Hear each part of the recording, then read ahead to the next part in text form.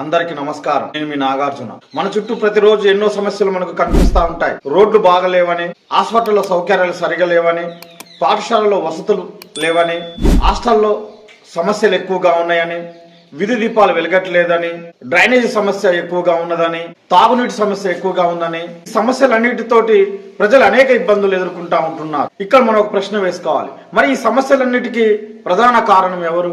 ఈ ప్రజల సమస్యలకు అసలు బాధ్యులు ఎవరు? ప్రభుత్వ అధికారుల, ప్రభుత్వ పాలకుల, ప్రజాప్రతినిధుల, లేక ప్రజల అనేది ఈ రోజు మనం తెలుసుకోవాల్సినటువంటి ముఖ్యమైన అంశం. ప్రజలు ఎదుర్కొంటున్నటువంటి ఈ సమస్యల మీద ఈ రోజు ఈ విషయాన్ని ఎవరి మీద నిందలు వేయకుండా ఎవరి బాధ్యత ఎంతవరకు ఉందనేది మనం ఇక్కడ తెలుసుకునే ప్రయత్నం చేద్దాం. మనకు ఏదైనా ఒక సమస్య వచ్చినప్పుడు మొదటిగా మనం నిందించేది ప్రభుత్వాన్ని నిందిస్తాం, అదేవిధంగా ప్రభుత్వ అధికారులను నిందిస్తాం, దాంతోపాటు ప్రజాప్రతినిధులను నిందిస్తాం. కానీ సమస్యలు ఎదుర్కొంటున్నటువంటి ప్రజలు ఏం చేస్తున్నారని వాళ్ళకి వారు ఆత్మవిమర్శ చేసుకోవాలి, ప్రశ్నించుకోవాలి. మరి సమస్య వచ్చినప్పుడు ఆ సమస్యకు సంబంధించినటువంటి సంబంధిత అధికారికి తెలియజేయడం అనేది ప్రజలుగా మన యొక్క బాధ్యత. మరి ఆ బాధ్యతను మనం సక్రమంగా నిర్వర్తిస్తున్నామా లేదా అనేది కూడా ప్రజలు ఆలోచించాలి. మనకు సమస్య వచ్చినప్పుడు అధికారుల దృష్టికి తీసుకెళ్లామా లేదా అనేది ప్రశ్నించుకోవాలి. అదేవిధంగా మన ప్రాంతంలో రోడ్డు పాడైతే ఆ సంబంధిత అధికారికి ఫిర్యాదు చేశామా లేదా అనేది కూడా ఆలోచించాలి. ప్రభుత్వ పాఠశాలలో సమస్యలు ఉన్నప్పుడు స్థానిక ప్రజలు, పాఠశాల చదువుకున్నటువంటి పిల్లల యొక్క తల్లిదండ్రులు ఇద్దరు కలుసుకొని సంబంధిత అధికారులను ప్రశ్నించారా, ప్రభుత్వం దృష్టికి తీసుకెళ్లారా? అంటే సమస్యలు ఉన్ననాడు ఆ సమస్యలు పరిష్కారం చేసేటువంటి బాధ్యత ప్రభుత్వం అనేదే కాదు, ఆ సమస్యలను ప్రభుత్వం దృష్టికి తీసుకెళ్లడం అనేది ప్రజల యొక్క ప్రథమ కర్తవ్యంగా భావించాలి. ప్రజాస్వామ్య దేశంలో ప్రజలు ప్రశ్నించడం అనేది తప్పు కాదు. ప్రజలు ప్రశ్నించడం అనేది ప్రజల యొక్క హక్కు. ఆ హక్కుగా భావించి ఏ సమస్య వచ్చినా ప్రజలు సంబంధిత అధికారులను కావచ్చు, అదేవిధంగా ప్రభుత్వ పాలకులను కావచ్చు, ప్రజాప్రతినిధులను కావచ్చు ప్రశ్నించేటువంటి రైట్ ప్రజలకు ఉన్నది. మొదటగా ఇందులో ప్రభుత్వం యొక్క బాధ్యత ఏమిటనేది తెలుసుకునే ప్రయత్నం చేద్దాం. ప్రజల నుంచి పన్నుల రూపంలో ప్రభుత్వానికి ఆదాయం వస్తున్నది. ఆ ఆదాయం వచ్చినటువంటి డబ్బుతోటి ప్రజల యొక్క సంక్షేమానికి, ప్రజల యొక్క పథకాలకు ఖర్చు చేయాల్సినటువంటి బాధ్యత ప్రభుత్వం మీద ఉంటుంది. ప్రజలకు కావాల్సినటువంటి విద్య, వైద్యం, ఉపాధి, ప్రజలకు రోడ్లు, తాగునీరు, పారిశుద్ధ్యం, డ్రైనేజీ వ్యవస్థ, ప్రజా భద్రత, సంక్షేమ పథకాల్లో ప్రభుత్వం సమర్థవంతంగా పనిచేయాలి. ఒక పథకం ప్రకటించడమే సరిపోదు, అది ప్రభుత్వం యొక్క బాధ్యత అనేది అనుకోకూడదు.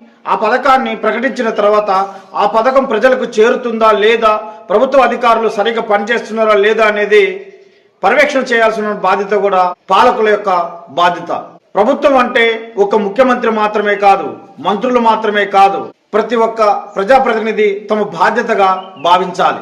అంతేకాకుండా ప్రభుత్వ శాఖలో ఉన్నటువంటి అధికారులు, క్షేత్రస్థాయి అధికారులు వీరందరూ కూడా కలిసి పనిచేసిన నాడే ఆ యొక్క పథకం అనేది సంబంధిత ప్రజలకు, అర్హులైన ప్రజలకు చేరేటువంటి అవకాశం ఉంటుంది. వీళ్ళందరూ కలిసి పనిచేస్తేనే ఆ యొక్క పథకం అనేది సక్సెస్ అవుతున్నది.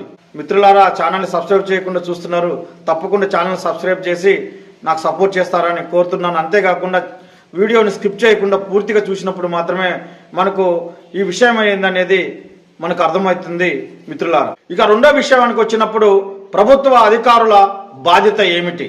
ప్రభుత్వం ఏదైనా పథకాన్ని ప్రవేశపెట్టినప్పుడు ఆ పథకము ప్రజల్లోకి తీసుకెళ్లాల్సినటువంటి బాధ్యత, ఆ పథకాన్ని పటిష్టంగా అమలు చేయాల్సినటువంటి బాధ్యత ప్రభుత్వ అధికారుల మీద మాత్రమే ఉన్నది. ఈ ప్రభుత్వ అధికారుల యొక్క పాత్ర అనేది చాలా కీలకంగా మారుతుంది. ఒక పథకాన్ని ప్రభుత్వం ప్రకటించినప్పుడు ఆ పథకాన్ని ప్రజల్లోకి తీసుకెళ్లి దాన్ని ప్రజలకు అందే విధంగా చూడాల్సినటువంటి బాధ్యత ప్రభుత్వ అధికారుల మీద ఉంటుంది. జనరల్ గా ఒక గ్రామంలో తాగునీటి సమస్య వచ్చినప్పుడు ఆ సమస్యను సంబంధిత అధికారికి తెలియపరిస్తే ఆ అధికారి కూడా దాన్ని పట్టించుకోలేనప్పుడు ఆ గ్రామంలో ఆ సమస్య అనేది అలానే ఉంటుంది. ఈ సమస్య కాకుండా అనేక రకాల సమస్యలు అనేది గ్రామాల్లో, క్షేత్రస్థాయిలో ఆ సమస్యలు అనేది వచ్చినప్పుడు ఆ సమస్యలను ఖచ్చితంగా అధికారులు ఒక ప్రణాళికబద్ధంగా వాటిని పరిష్కారం చేస్తే ప్రజలకు ఏ సమస్య కూడా ఉండేటువంటి అవకాశం ఉండదు. అదే సమయంలో ప్రతి సమస్యను కూడా వెంటనే పరిష్కారం చేసేటువంటి అవకాశం ఉండకపోవచ్చు. ఎందుకంటే దానికి సంబంధించినటువంటి ఆర్థిక నిధులు ఉండాలి, అదేవిధంగా వాటికి సంబంధించినటువంటి అనుమతులు అనేది కూడా చాలా కీలకంగా ఉంటుంది. వాటన్నిటినీ సమకూర్చుకున్నప్పుడు మాత్రమే ఆ సమస్యను పరిష్కారం చేసేటువంటి అవకాశం ఉంటుంది. అలాంటి సందర్భంలో ప్రజలు తాత్కాలికమైనటువంటి ఉపశమనాన్ని ప్రజలకు అందించాల్సినటువంటి బాధ్యత ప్రభుత్వ అధికారుల మీద ఉన్నది. ప్రజలకు సమస్య వచ్చినప్పుడు ఆ సమస్యలను పరిష్కారం చేసేటువంటి ప్రక్రియను ప్రజలకు అధికారులు స్పష్టంగా తెలియజేయాలి. వాళ్ళకి అవగాహన కల్పించే విధంగా ప్రజలకు ఆ సమాచారాన్ని అందించాలి. మూడో అంశం ప్రజాప్రతినిధుల యొక్క బాధ్యత.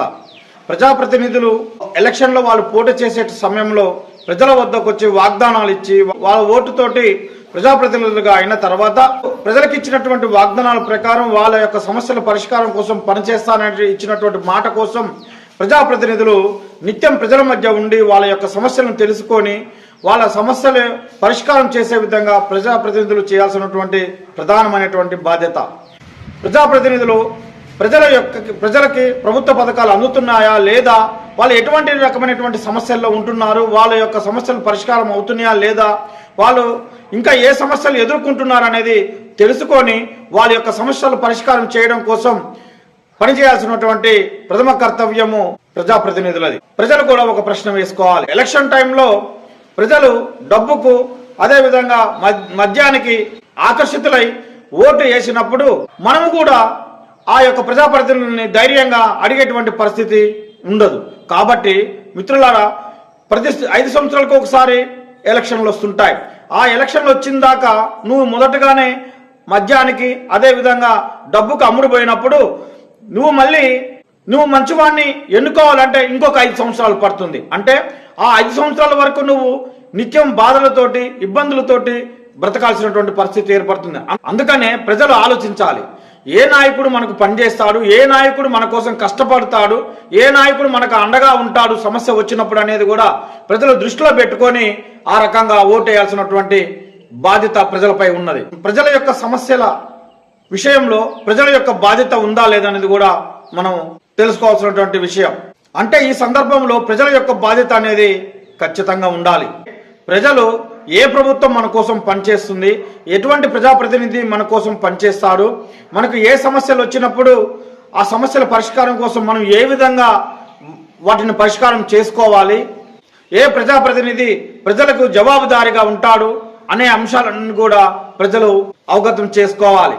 అంతేకాకుండా ప్రజలు తమ హక్కులను తమ బాధ్యతలను కూడా తెలుసుకొని ఓటు వేయాల్సినటువంటి అవసరం కూడా ఉన్నది. ప్రజలు తమ గ్రామంలో పాఠశాలలో సమస్యలు వచ్చినప్పుడు సమస్యలు ఉన్నప్పుడు ఆ సంబంధిత అధికారులు చేయాల్సిన బాధ్యత ప్రజల మీదే ఉన్నది. అంతేకాకుండా ఒక హాస్పిటల్ ఉన్నప్పుడు ఆ హాస్పిటల్లో సౌకర్యాలు ఉన్నాయా లేవా అనేది కూడా ఆ విషయాలను కూడా సంబంధిత అధికారులను అడగాలి. అదేవిధంగా ఆ ప్రభుత్వానికి కూడా తెలియపరిచే విధంగా మనం కూడా ఉండాలి. దాంతోపాటు ప్రజాప్రతినిధిని నిక్కచ్చిగా నిలదీసేటువంటి ధైర్యంతో ప్రజలు ముందుకెళ్ళాలి. అంతేకాకుండా ప్రజలు మన ప్రాంత అభివృద్ధి కోసం ఎంత నిధులు కేటాయించారు, ఆ యొక్క అభివృద్ధి కార్యక్రమాలు ఎంతవరకు వచ్చినాయి అనేది కూడా మనం ఆరా తీయాల్సినటువంటి బాధ్యత ప్రజల మీద ఉన్నది.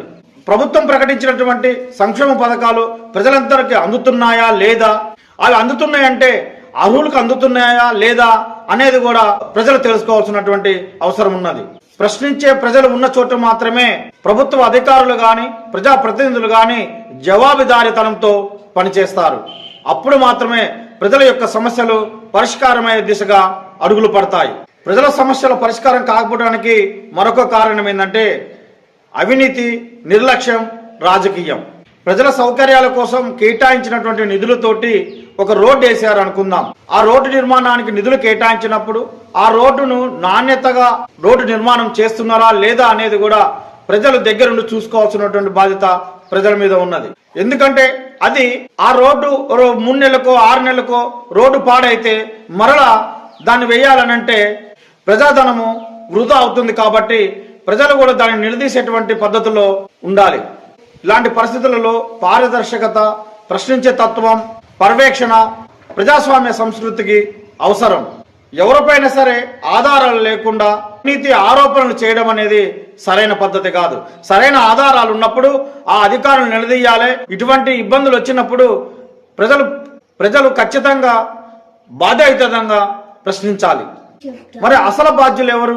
అయితే ఇప్పటి వరకు మనం మాట్లాడుకున్నటువంటి అన్ని విషయాలను చూసుకున్నప్పుడు ఒక్కరనే బాధ్యులు చేయడం అనేది కరెక్ట్ కాదు. ఇది వ్యవస్థాగతమైనటువంటి బాధ్యత. అంటే ప్రభుత్వ పాలకులు బాధ్యయుతంగా ప్రవర్తన చేయాలి, అధికారులు పనిచేయాలి, ప్రజాప్రతినిధులు ప్రజలకు జవాబుదారీగా ఉండాలి. ప్రజలు తమ యొక్క హక్కులు బాధ్యతలను సక్రమంగా తెలుసుకొని ప్రశ్నించే టైంలో కరెక్ట్గా తప్పకుండా ప్రశ్నించాలి. అంటే అందరికందరూ సరైన పద్ధతిలో పనిచేస్తున్నప్పుడు, పొరపాట్లు జరిగినప్పుడు ప్రజలు ప్రశ్నించడం ద్వారా మాత్రమే ఈ సమస్యలకు పరిష్కారం దొరుకుతుంది. అంటే ఎవరు బాధ్యత వాళ్ళు నిర్వర్తించినప్పుడు మాత్రమే ఈ ప్రజల యొక్క సమస్యలకు శాశ్వత పరిష్కారం దొరుకుతుంది. కాబట్టి మిత్రులారా, ప్రజలకు సమస్యలు వచ్చినప్పుడు ఈ సమస్యలను ఎవరు తీరుస్తారు, ఎవరు వచ్చి బాగు చేస్తారు, ఎవరు వచ్చి పరిష్కరిస్తారు అనేది కాకుండా మన వరకు మన బాధ్యత ఎంతవరకు ఉందనేది కూడా ఎవరికి వారు ప్రశ్నించుకోవాల్సినటువంటి అవసరం ఉన్నది. ఏ సమస్యలైనా వచ్చినప్పుడు ప్రభుత్వాన్ని ప్రశ్నించాలి, అధికారులను ప్రశ్నించాలి, ప్రజాప్రతినిధులను జవాబుదారీగా ఉండే విధంగా ప్రజలు ఆ ప్రజాప్రతినిధుల్ని ప్రశ్నించాలి, నిలదీయాలి. అదే సమయంలో ప్రజల యొక్క బాధ్యత కూడా ఏందనేది కూడా అర్థం చేసుకొని ముందుకెళ్ళాలి. ఎందుకంటే ప్రజాస్వామ్య వ్యవస్థలో ప్రభుత్వం ఒకటే కాదు, ప్రజలు కూడా కీలకమైన. ఈ వీడియో నచ్చితే లైక్ చేయండి, కామెంట్ చేయండి. అదేవిధంగా ఈ విషయాన్ని 10 మందికి షేర్ చేయాలని కోరుతున్నాను.